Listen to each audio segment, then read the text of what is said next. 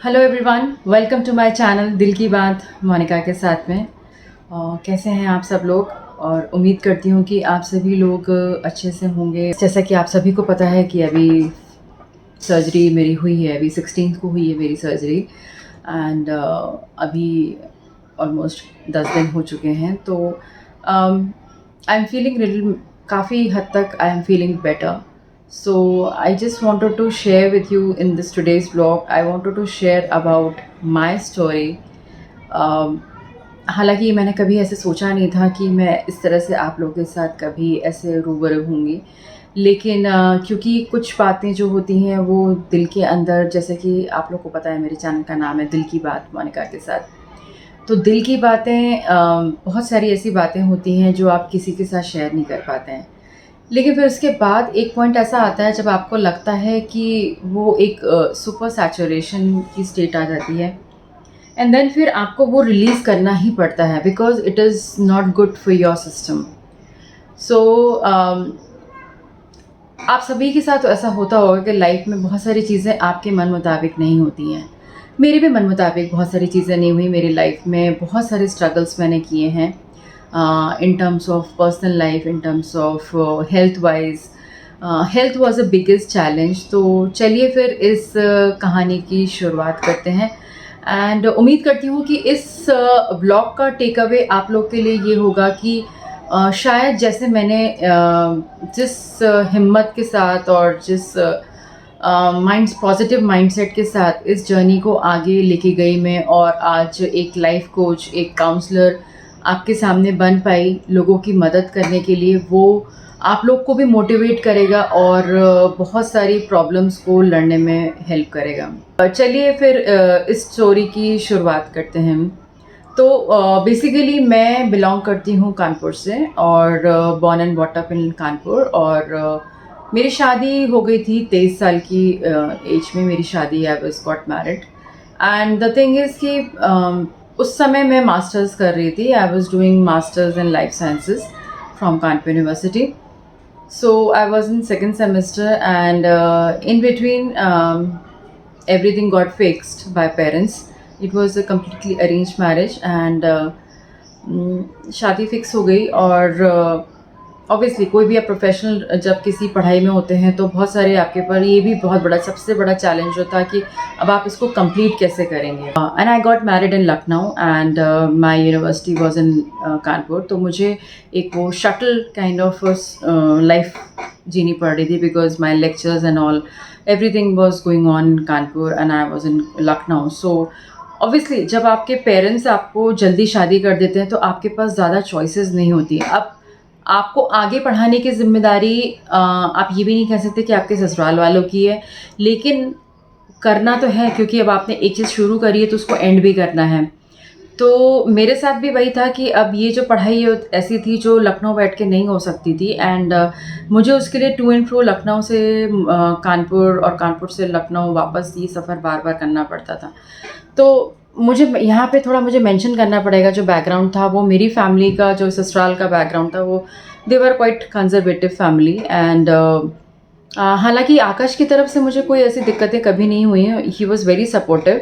But other जो कहते हैं ना, आपकी शादी जो है वो पूरे घर के साथ होती है, तो उनके हिसाब से मन मुताबिक आपको चलना पड़ता है, अपने आप को उस तरह से ढालना पड़ता है। और उस समय मेरी उम्र जो थी वो 23 साल की उम्र थी। और उस समय आप इतना, आपको जीवन का, असली जीवन का इतना मतलब नहीं पता होता है, क्योंकि पढ़ते पढ़ते शादी में ऐसा होता है कि आपको कुछ भी रियल लाइफ का कुछ एक्सपीरियंस, हैंड्स ऑन एक्सपीरियंस नहीं होता है। और यही हुआ मेरे साथ भी कि मुझे, I was very naive in that, how to handle life, how to handle in-laws and how to handle that family politics and all, ये सब मुझे कुछ भी नहीं आता था। एंड ट्रस्ट में आज तक नहीं आता है। उसके लिए शायद पूरी उम्र भी लग जाती है, तो भी आप वो फैमिली पॉलिटिक्स को हैंडल करना मुझे आज तक समझ में नहीं आया कि कैसे हैंडल की जाती है, and how to be manipulative. Anyways, to cut the story short, so it was a struggle for me for 2 years to complete my masters, and जैसे तैसे करके मेरी masters with so much of trouble ख़त्म हुई, कैसे तैसे करके। Then फिर पढ़ाई के ख़त्म होते होते फिर आकाश का ट्रांसफ़र जो है वो मुंबई हो गया। And that time I conceived पूर्वी। एंड फिर ये हुआ कि अब क्या, अब व्हाट नेक्स्ट, अब तो you have to become a mother and then additional responsibility, then his transfer to Mumbai. It caused lot of mental trauma for me to stay without him. तो मुझे ऐसा लगा कि शायद मैं इसको हैंडल कर ले जाऊंगी, क्योंकि अब 2 साल हो चुके थे शादी को, और 2-3 साल के बाद अब पढ़ाई भी ख़त्म हो गई थी, तो मुझे फिर उसके बाद ऐसा ट्विस्ट एंड टर्न्स आए कि then Purvi came in our life, and it was a blessing from divine that she came in our life, and then he shifted to Mumbai, and then फिर उसके बाद थोड़ा चीज़ें फिर से बिगड़ गई, क्योंकि I was handling everything, a small baby and everything. So हुआ ये कि फिर उसके बाद then I came to Mumbai, and चलो ये हुआ कि चलो भाई थोड़ा तो सोलेस मिलेगा, and suddenly you will be having your own life. Obviously responsibilities तो तब भी थी, a small child in my arms, and he was super busy in his office because new setup, new boss, new company. तो again बहुत challenging था, लेकिन हो गया कैसे भी करके, वो हो गया. वो चीज़ तो इतना प्रॉब्लमेटिक नहीं थी, बिकॉज अब ये था कि अब एक दूसरे को ही संभालना है बस. फिर सडनली कुछ एक साल बिल्कुल सब कुछ ठीक था, पूर्वी भी अच्छे से ग्रो कर रही थी, इनका एडमिशन हो चुका था, और फिर उसके बाद मुझे लगा कि अब मुझे कुछ अपने करियर की तरफ फोकस करना चाहिए, क्योंकि पढ़ते पढ़ते जब आपकी शादी हो जाती है then there is no room for blossom yourself. तो हालाँकि मेरी फ़ील्ड के वजह से, मेरी फ़ील्ड ऐसी थी जिसमें कि मुझे बहुत सारी अपॉर्च्युनिटीज़ उस समय मिल रही थी, लेकिन क्योंकि ऐसे मैंने बोला कि फैमिली कंस्ट्रेंट ऐसी थी जिसमें कि मुझे नहीं मैं जा सकती थी. मैं घर में बहुत रिस्ट्रिक्शंस थे, तो मैं जॉब करने या कुछ ऐसा करने में नहीं जा सकती थी. तो मैंने उसमें वहाँ पे मैंने समझौता कर लिया कि ठीक है चलो कोई बात नहीं, अब क्या कर सकते हैं. देन फिर उसके बाद मुंबई आने के बाद I think we came in 1999, and एक साल तो अच्छे से निकला. देन वन फाइन डे बहुत बड़ा एक हमारी लाइफ में एक बहुत बड़ा तूफ़ान आया, और हुआ ये कि यहाँ पे जो लोकल स्टेशंस होते हैं, सो मैं लोकल स्टेशन पे मैं सीढ़ियों से करीब 40 सीढ़ियाँ होंगी, 40 स्टेयर्स होंगी, and somebody pushed me from back and I lost my balance and I fell down. So that was a turning point in my health wise, like बहुत मेजर इंजरी हुई मुझे, बैक में बहुत ही मेजर इंजरी हुई, और फिर वहाँ से जो है वो मेरी लाइफ में एक ऐसा पड़ाव आ गया जहाँ पे डॉक्टर्स हॉस्पिटल मेडिसिन्स का जो चक्कर शुरू हुआ, वो अब टिल डेट तक वो अभी तक वैसे ही चल रहा है. बहुत सारे उतार चढ़ाव आए मेरी लाइफ में, हेल्थ को रिलेटेड बहुत सारे आए, क्योंकि मुझे I was diagnose with slip disc after this fall, massive fall actually I can say, कि मेरी जान बच गई वही बड़ी बात थी. तो जैसे तैसे करके छोटी बच्ची हाथ में, और बिल्कुल बेड रेस्ट पे आ गई मैं तुरंत. बहुत ही ज़्यादा पेनफुल था मेरे लिए वो उस चीज़ को एक्सेप्ट कर पाना कि मैं कब उठ पाऊँगी. देन फिर बड़े बड़े हॉस्पिटल्स में जाना, कंसल्टिंग, फिर एक महीने के लिए बेड रेस्ट पे जाना, 2 महीने के लिए बेड रेस्ट पे जाना. एंड हुआ ये कि फिर वो रिकरिंग वो अटैक्स मुझे पड़ते चले गए. मतलब स्लिप डिस्क के मुझे एटलीस्ट अभी तक की मेरी जितना मुझे याद है वहाँ पे ऑलमोस्ट अब से लेकर वो ईयर होगा 2001, और अब इस समय चल रहा है 2022. तो इस बीच में मुझे लगता है 6 या 7 मुझे स्लिप डिस्क के अटैक्स पड़े, जिसमें कि ऑलमोस्ट ऐसा लगा कि अब अगले दिन तो सर्जरी ही करनी पड़ेगी मुझे. But God is being very kind to me, कि उन्होंने मुझे हर उस मुश्किल से बाहर निकाल लिया जिससे कि मैं सबसे ज़्यादा डर रही थी. आप लोगों को पता है कि स्पाइन इंजरी कोई भी जब हो जाती है और उसका ऑपरेशन जो है वो it is a very complicated thing. तो मैं हमेशा ये सोचती थी कि अब क्या होगा, व्हाट नेक्स्ट, क्या मैं अपने पैरों पे खड़ी हो पाऊँगी एक छोटे बच्चे के साथ में, क्या मैं इस मुंबई जैसी इसमें सिटी में क्या मैं अपने पैरों पे खड़ी हो पाऊँगी. बट उस समय आकाश का सपोर्ट एक बहुत ही बड़ा, मतलब कहते हैं वो गॉड गिफ्टेड सपोर्ट था. उन्होंने मुझे हिम्मत दिलाई कि नहीं तुम कर सकती हो, हम we will go for the alternative treatments, we will not go for the surgery. Because होता ये है कि जब आप किसी बड़े हॉस्पिटल में जाते हैं और इस तरह की सर्जरी में एमआरआई रिपोर्ट्स वगैरह ये वो देखने के बाद इतना डिसलोकेशन, मेरा मेजर डिसलोकेशन था मेरी स्पाइनल कॉर्ड में, तो वो सीधा बोलते हैं कि भाई ये तो केस जो है वो बिना सर्जरी के नहीं हैंडल हो सकता. एंड इतनी कम उम्र में सर्जरी करने का मतलब है कि उसके इफ्स एंड बट्स भी बहुत होते हैं, कुछ भी हो सकता है सर्जरी के बीच में। आप you can go faint also, you can go in the coma also, there are ifs and buts की तो कोई मतलब वही नहीं थी। तो ये ऑफ एंड ऑन चलता ही रहा। और जैसे तैसे पूर्वी को मतलब सर्वेंट्स ये वो करके हमने उसको रेस तो किया, मतलब मैं जितना टाइम दे पाती थी, जितना मैं उसको in spite of being on the bed में, जितना एज ए मदर मुझे कभी बहुत ख़राब भी लगता था कि मैं उसको उतना ध्यान नहीं दे पा रही हूँ, बट मेरे पास कोई ऑप्शन नहीं था, क्योंकि मुझे पता था कि मैं बेड से तभी उठ पाऊँगी जब मैं पूरी तरह से ठीक हो पाऊँगी। और पूरी तरह से ठीक होने का मतलब ये था कि कोई दिन ऐसा होता था कि जब मैं बिल्कुल ठीक महसूस करती थी और अगले दिन ही मुझे ऐसा लगता था कि no, the world is falling and I am not able to even stand, even walk. एक बार तो ऐसा हुआ कि एक इंस्टेंस मुझे याद आ रहा है कि जब बहुत ही ज़्यादा मेरी तबीयत ख़राब हो गई थी and almost everything was planned कि अब सर्जरी करनी ही पड़ेगी क्योंकि कोई ऑप्शन नहीं है, बार बार ही ऐसा हो रहा है, कितना आप दवाइयाँ खाओगे, कितना आप ट्रैक्शंस पे जाओगे, कितना मेडिकेशन पे जाओगे। अच्छा हुआ ये, इन मेडिसिन के चलते मतलब जो स्टेरॉइड्स मुझे दी जा रही थी उसके चलते मैं फूलती चली जा रही थी, मतलब my weight was drastically increase. और क्योंकि कुछ फिजिकल एक्टिविटी नहीं थी, कुछ भी नहीं था, and I am totally like a vegetable on the bed. तो मुझे ऐसा लग रहा था कि ये अब इसके इसके बाद कैसे क्या होगा, मतलब मैं कैसे गेट बैक करूँगी, मेरी नॉर्मल लाइफ कैसे शुरू होगी। सो वो एक फॉल ने मेरी ज़िंदगी को पूरा ऐसा यू टर्न हुआ कि मेरी लाइफ में फिर भी मैंने बहुत हिम्मत नहीं हारी, मैंने कभी ये नहीं सोचा कि मैं औरों से कम हूँ या मैं वो काम नहीं कर सकती हूँ जो बाकी लोग कर सकते हैं। फिर भी मैंने धीरे-धीरे अपने आप को मैंने योगा में कंटिन्यू किया, योगा में इनकॉर्पोरेट किया। कई जगह कई लोगों से मिली, कई तरह के ट्रीटमेंट्स आयुर्वेदिक ये वो, मतलब मुझे नहीं पता कि मैंने क्या-क्या ट्रीटमेंट किए होंगे। करते-करते मतलब जैसे कि पूर्वी बड़ी होती चली गई, फिर मैंने जब वो एटलीस्ट 7th-8th तक आ गई, वो 4-5 साल तो बहुत ही ट्रेजिक थे। फिर मुझे लगा कि अब मुझे अपने करियर के बारे में कुछ सोचना चाहिए, क्या मैं क्या कर सकती हूँ? क्योंकि किसी भी प्रोफ़ेशनल फ़ील्ड में अगर आप लगातार बने रहते हैं तब तो आप उसका एक्सपीरियंस रहता है आपको हैंड्स ऑन। जब आप उस फ़ील्ड से बाहर हो जाते हैं तो out of sight out of mind हो जाते हैं। मेरी जो फ़ील्ड थी वो फार्मास्यूटिकल इंडस्ट्री थी और प्रोडक्ट मैनेजमेंट और ये सब का मेरी फ़ील्ड थी। तो वहाँ से मैं बिल्कुल ऑब्सोलीट हो गई थी क्योंकि बहुत कॉम्पिटिशन हो गया था, नए-नए लोग आ गए थे एंड मैंने कोशिश करी कि मैं उसको वो मैं स्पीड ले पाऊँ, लेकिन क्योंकि पूर्वी की रिस्पॉन्सिबिलिटीज़ और आकाश का इतना हेक्टिक जॉब होने की वजह से मैं नहीं कर पाई। बट मैंने सोचा चलो कोई बात नहीं, मैं अपना खुद का मैं कुछ अपना बिज़नेस स्टार्ट करती हूँ and then I think that was the, कहते हैं ना कि if from every tunnel there is always a ray of hope. तो मैंने अपना बिज़नेस सेटअप किया, मैंने आर्टिफ़िशियल ज्वेलरी का बिज़नेस सेटअप किया। And it was a major success in my life when I started my own business under the name of Monash Creations. And वो business मैंने काफ़ी flourish किया, मैंने I have been doing so many corporate exhibitions, so many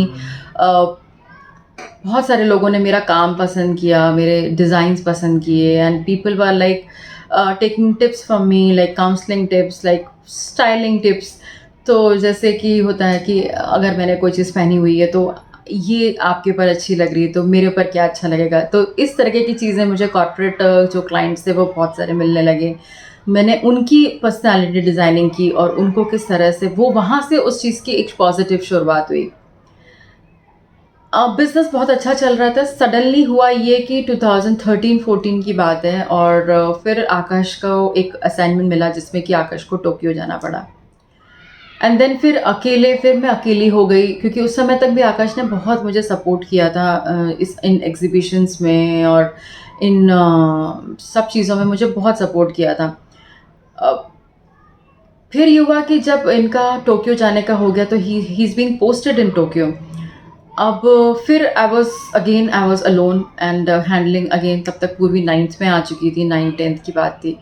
तो मुझे अभी भी याद है, तो फिर मुझे ऐसा लगा कि नहीं, अब तो मुझे फिर से एक सबैटिकल ब्रेक लेना पड़ेगा क्योंकि पूर्वी का एक ऐसा क्रूशियल टर्निंग पॉइंट है जहाँ पे अगर मैं बिज़नेस में बहुत ज़्यादा बिज़ी हो गई तो फिर इसको कौन ध्यान देगा। देन फिर मैंने एक बैक सीट ली और सोचा कि नहीं, अब तो बिज़नेस तो मैंने काफ़ी साल कर लिया एंड अब मुझे एज अ सिंगल पेरेंटिंग करनी पड़ेगी क्योंकि he is not there and she needs me. तो वो एक ब्रेक लगा मेरे लाइफ में, फिर से एक ब्रेक लगा। और 2015 मुझे अभी भी याद है कि मैंने फिर उसको काम को थोड़ा सा स्केल डाउन कर दिया एंड पर्सनल ग्रूमिंग के सेशंस ही लेने लगी एंड काउंसलिंग सेशंस वगैरह। बट हाँ, वो जो एलैबोरेट ट्रैवलिंग टू ये सब होता था, मार्केटिंग एंड ऑल, वो सब मैंने काफ़ी हद तक मैंने स्केल डाउन कर दिया क्योंकि समय ऐसा था कुछ। देन अगेन 2015 मेरी लाइफ में एक और रोलर कोस्टर टर्न आया। I met with an accident, road accident हुआ मेरी लाइफ में। एक बहुत ही मेजर एक्सीडेंट था जिसमें कि कैसे मैं सरवाइव करी मुझे आज तक नहीं पता, बिकॉज जिस तरह का वो रोड एक्सीडेंट था उसमें कुछ भी हो सकता था। बट बाय गॉड ग्रेस मैंने नोटिस किया कि जब भी मैंने बहुत ज़्यादा मेरा कोई लो फेज़ आया है, मुझे हमेशा कोई ना कोई डिवाइन एनर्जी मेरे साथ हमेशा रही है। एनर्जी पिक्ड मी, तो मुझे फिर से पिकअप कर लिया गया और एक फिर से मैं अगेन मेरे पैर में बहुत चोट आई, मेरी दोनों नीज़ क्रैश हो गई। उस एक्सीडेंट में ऑलमोस्ट डैशबोर्ड्स में जाके मेरी नी पूरा बहुत बुरी तरह से मुझे एक्सीडेंट हुआ था। फिर भी मैंने सोचा कि अब इतना कुछ झेल चुकी थी तो हिम्मत भी आने लग जाती एंड हौसला इसलिए भी आता है क्योंकि आपको लगता है कि नहीं, अभी आपको लाइफ में बहुत कुछ करना है। और वो मेरा अगेन फिर मैं वापस जहाँ से मैं थोड़ा मैंने उठी थी, फिर मैं वापस उसी फेज़ में आ गई जब मैं फिर से बेड रेस्ट पे आ गई। That was a very difficult time for me, because मैं हमेशा से ही उस फेज से बाहर निकलना चाहती थी कि where I am doing something productive and I don't want to be an idle person. तो फिर मैंने अपने आप को, खैर अब जो हो गया था वो तो हो गया था, क्योंकि उस समय हालत ऐसी थी कि कुछ भी करना तो बहुत दूर की बात है, मेरे पैर ही सही हो जाए, मैं अपने पैरों पे वापस खड़ी हो जाऊं, ये एक बहुत बड़ा बिगेस्ट चैलेंज था। बट धीरे धीरे 2 महीने 3 महीने लगे मुझे उसमें गेट बैक करने में। और 2015 का ये जो एक्सीडेंट था वो बहुत ही मैसिव एक्सीडेंट था जिसने कि अगेन मुझे बहुत हिला के रख दिया। और उसके बाद से मुझे सर्वाइकल की प्रॉब्लम स्टार्ट हो गई क्योंकि मेरा नेक डिसलोकेशन बहुत हो गया था उस एक्सीडेंट में। बट फिर मैंने सोचा कि नहीं, चलो फिर से अपने आप को समेटा जाए और फिर से कुछ किया जाए जहाँ मैं छोड़ चुकी थी बहुत सारी चीज़ें। एंड एक बहुत बड़ा गैप आ गया था 16-17, देन फिर पूर्वी का 11th-12th का टाइम आ गया। 11th-12th का टाइम था, उसी समय फिर मुझे जब मेरा ये एक्सीडेंट हुआ ही था तभी मुझे एक कहते हैं ना, जब आप बिल्कुल बेड रिडन होते हैं तो आपको कोई ना कोई चीज़ आपको इंसाइट आते रहते हैं कि आपको आगे क्या करना है। Because I was constantly thinking about कि अब मुझे आगे अपनी लाइफ को कैसे शेप अप करना है। I am sorry if this video is getting long, but कुछ चीज़ें ऐसी हैं जो बिना बताए मुझे ये स्टोरी कंप्लीट नहीं होगी। तो फिर मैंने सडनली मेरी लाइफ में टैरो कार्ड्स का आना, I was dreaming about these tarot cards. मतलब मुझे मेरी लाइफ में ऐसा लग रहा था, पता नहीं ये कार्ड्स मेरी लाइफ में क्यों आ रहे हैं बार बार। एंड कॉन्स्टेंटली उस समय जब मेरा एक्सीडेंट हुआ था, उसी समय जब मैं बेड पे थी, तो I was visualising these cards and they are saying something to me as if they are sending strength and they are sending the divine power towards me। कि मुझे बहुत क्यूरोसिटी हुई कि ये क्या है, मुझे इनको सीखना है, ये क्या है, ये क्या बता रहे हैं, ये क्यों इतने मैसेजेस दे रहे हैं मुझे। एंड सडनली लेटे लेटे ही बस एक दिन मैं ब्राउज कर रही थी एंड सडनली इन फेसबुक पे मुझे एक टैरो कार्ड रीडर का मुझे एक एड नज़र आया and I was so inquisitive कि what exactly is tarot reading. And I called her and that lady was from Mumbai and she said ki yeah, I do take classes and all, I can teach you, but you have to come to Chembur for these classes. So I said, I can't come because I am totally bedridden, I can't even stand up on my own. So um, again it was a divine will. So she said, no problem Monica, I will come to your place. I was like, what? Yeah, she said, yeah, don't worry, I will come to your place and I will teach you. And guys, trust me, she canceled everything and she came to Kandivali all the way from Chembur to just to teach me. I can't even thank her for, like, it's like thanks is a very small word for her.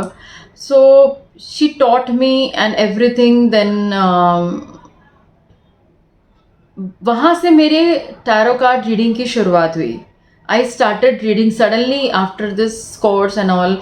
I started reading for people. I don't know how. It was a miracle in my life, and I got an intuition that no, you have to read these cards for people. तो फिर यहाँ से मेरी एक again से फिर से मेरी एक उड़ान मैंने भरी. और यस,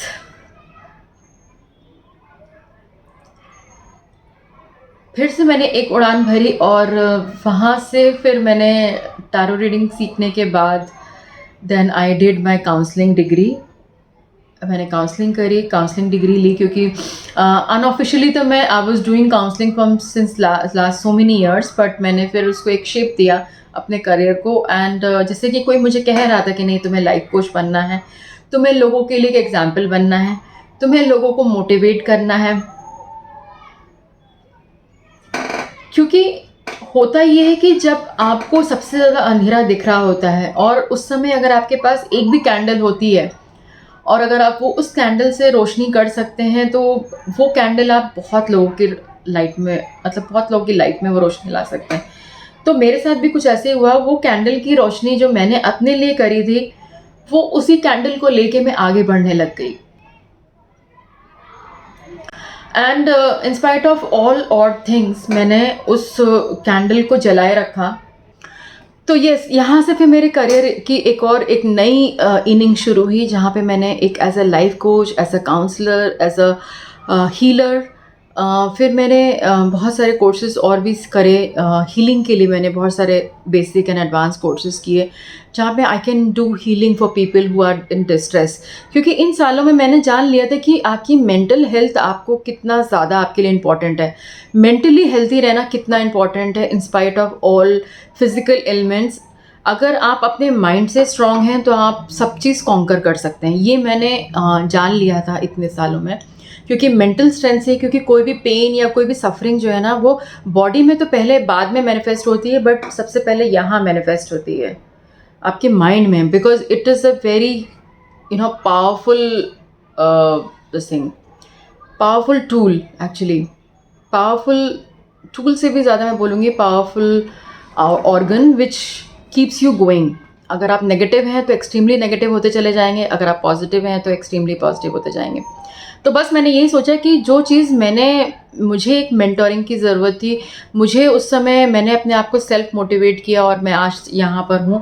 तो अब मुझे लोगों को मोटिवेट करना है कि वो अगर किसी परेशानी में है तो मैं उनकी हेल्प कर सकूं. और उस आई थिंक ये भी एक डिवाइन कॉलिंग थी, जिसमें कि जैसे कि कोई मुझसे कह रहा है कि नहीं, तुम्हें कि एक ऐसा मीडियम बनना है लोगों के लिए कि जहाँ पे तुम लोगों की मदद कर सको, उनकी परेशानियों से उनको उनके चेहरे पे स्माइल ला सको. सो विद दिस मोटिव मैं बढ़ती चली गई आगे और हीलिंग का कोर्स किया मैंने. I became a healer, certified healer. Then I started taking clients and all. तो ये जो जर्नी शुरू हुई वो मैं फिर आगे बढ़ती गई और बढ़ते बढ़ते बहुत लोगों का प्यार मिला. Then I open my channel. तब तक पूर्वी भी बहुत बड़ी हो चुकी थी. पूर्वी ने अपना ग्रेजुएशन कर लिया था. देन मास्टर्स की तैयारी थी. देन करते करते फिर then she went to the for the masters to UK. मैं भी गई उनके इसके साथ में यूके गई. फिर वापस आने के बाद मैंने इस चैनल की शुरुआत करी जिसमें आप लोग मुझे देख रहे हैं, दिल की बात मोनिका के साथ में. उस चैनल की शुरुआत करते आप सभी लोगों का इतना सारा प्यार मिला और आई एम सो ब्लेस्ड कि मुझे इतने अच्छे लोग मिले, इतने अच्छे फ्रेंड्स मिले जिन्होंने कभी भी मुझे जितना मैं उनकी तारीफ़ करूं उतना कम है. जिन लोगों ने मुझे अनकंडीशनली जो इतना प्यार दिया है, मतलब विदाउट एनी कंडीशन. हालांकि इस बीच में बहुत से ऐसे लोग भी हैं जिनका वो मेंशन भी नहीं करना चाहती मैं, जिन्होंने मुझे पुट डाउन करने की बहुत कोशिश करी. लेकिन ठीक है, जब आप आगे बढ़ते हैं तो लोग आपको आगे बढ़ते हुए नहीं देख सकते हैं. ये एक लाइफ का ब्रूटल सच है. जब आपको वो आगे बढ़ते हुए नहीं देख सकते तो वो आपको पीछे खींचना चाहते हैं. ऑलवेज रिमेंबर कि जो लोग आपको पीछे खींचने की कोशिश कर रहे हैं वो डेफिनेटली दे आर इनएडिक्वेट. तो इसी नोट के साथ, मतलब ये जो है ना, बहुत ही एक स्ट्रेंथनिंग नोट है जो मैं आप लोगों को ये बोल रही हूँ ये बात. इसी नोट पे मतलब मैंने फिर आगे और लाइफ को और बढ़ाती गई। बट हाँ, अभी जो crisis I, health crisis I, I been dealing with this crisis since last 2 years. मुझे फाइब्रॉइड्स हो गए थे यूट्रस में, and I was having heavy menstrual cycles, and मेरा हीमोग्लोबिन बहुत लो जा रहा था, and in between the sessions मुझे बहुत ज़्यादा प्रॉब्लम्स हो जाती थी। मतलब देयर वाज न्यूमरस प्रॉब्लम्स। तो मैं हैंडल कर रही थी, लेकिन मुझे कहीं न कहीं ये था कि नहीं, ये प्रॉब्लम इतनी बड़ी नहीं है, आई कैन हैंडल इट। तो वो मुझे ऑन अ डेली बेसिस और मंथली बेसिस में हैंडल कर रही थी। बट बाद में फिर जब ये हुआ कि नहीं, it's a life risk also, अगर ये बहुत ज़्यादा बढ़ता जा रहा है, एंड फाइब्रॉइड्स भी अगर बहुत ज़्यादा इनॉर्मस ग्रोथ हो रही है, तो they can turn into malignant cancers also. तो फाइनली फिर ये डिसीजन लिया कि अब कोई भी चीज़ ऐसी जो अगर आपकी बॉडी में ग्रो कर रही है एबनॉर्मल, तो उसको निकाल देना ही अच्छा है। एंड फिर मैंने बस लास्ट मंथ मैंने डिसीजन लिया कि नहीं, बस अब बहुत हो गया, बहुत हुआ सफरिंग, अब मुझे इससे निजात पानी है। और वन फाइन डे मैंने अपने आप को तैयार किया, मेंटली प्रिपेयर किया कि नहीं, it's a although it's a वैसे तो कहने को लेप्रोस्कोपिक हुई थी, लेकिन सर्जरी तो सर्जरी होती है। तो मेरे गायनेक ने बोला कि don't think about only a laparoscopic, it's a big decision which you are going to take, and आपको ये करवाना ही पड़ेगा, there is no other option left. तो ठीक है, फिर मैंने उसको फिर पॉजिटिवली लेते हुए मैंने आगे बढ़ी, और आज मैं आप लोग के सामने हूँ। उस चीज़ को भी मैंने पार कर लिया, अपनी स्ट्रेंथ और अपने कॉन्फिडेंस से। तो यस, ये थी मेरी स्टोरी, एंड आई थिंक ये वीडियो बहुत लंबा हो गया, सॉरी फॉर दैट। बट कुछ चीज़ें बताते बताते समय का पता ही नहीं चला। तो उम्मीद करती हूँ कि आप भी इस जर्नी से कुछ ना कुछ कहीं ना कहीं रिलेट कर पाएंगे, और रिलेट करने से आपको भी कुछ पावर मिलेगी। You will also think positive, and you एक फाइटिंग स्पिरिट ज़रूर मिलेगी। कुछ टेक अवे हो ना हो, एक फाइटिंग स्पिरिट, जिस फाइटिंग स्पिरिट के साथ मैंने अपनी जो जर्नी स्टार्ट की थी फ्रॉम 22 टू अभी जब जो मेरी एज है, उसके हिसाब से उसमें मैंने कई उतार चढ़ाव देखे हैं। तो उम्मीद करती हूँ कि आपको इस व्लॉग से स्ट्रेंथ मिलेगी, पावर मिलेगी और फाइटिंग स्पिरिट मिलेगी, और जिससे कि आप भी कभी किसी भी सिचुएशन में हार ना माने। और कभी अगर आप इस सिचुएशन से गुजर भी रहे हैं, तो एक बार आप मेरा व्लॉग देख लेंगे तो आपको लगेगा कि जब मैंने ऐसा कर लिया, इतनी चीज़ों से ओवरकम कर लिया, तो आप लोग भी ओवरकम कर सकते हैं।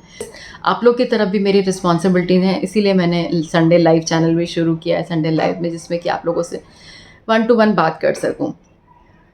तो इस वीडियो को यहाँ तक देखने के लिए और मुझे बेयर करने के लिए यहाँ तक, thanks a lot people. I really love you all, and lots of blessings and lots of love to all my YouTube family. Take care. Keep on watching Dil Ki Baat, and keep on subscribing to my channel, which is Dil Ki Baat Monica के साथ. Take care. Bye bye.